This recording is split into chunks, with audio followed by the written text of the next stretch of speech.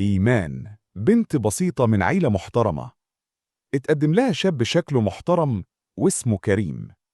قال إنه مهندس وشغال في شركة بترول وعايش في دبي، جاي يتجوز ويستقر في مصر.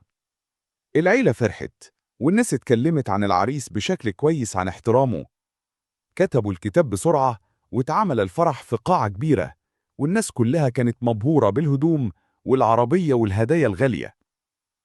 بس بعد أسبوع واحد من الجواز كريم اختفى. موبايله كان مقفول ومش في شقته، ولما أهل العروسة راحوا يسألوا في الشركة اللي قال إنه بيشتغل فيها، اكتشفوا المفاجأة. مفيش حد بالاسم ده شغال عندهم، ولا حتى يعرفوا مين ده. اتصلوا بالسفارة، قالوا لهم إن باسبور السفر اللي استخدمه في إجراءات الجواز مزور. إيمان دخلت في صدمة، والعيلة مش عارفة تلم نفسها من الفضيحة.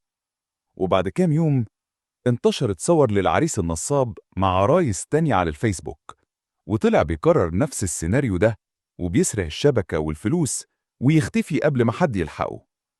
النيابة دخلت في الموضوع واتفتح محضر رسمي، بس لحد دلوقتي كريم اختفى وكأن الأرض اتبلعته. ما تنساش تشترك في القناة عشان يوصلك كل جديد.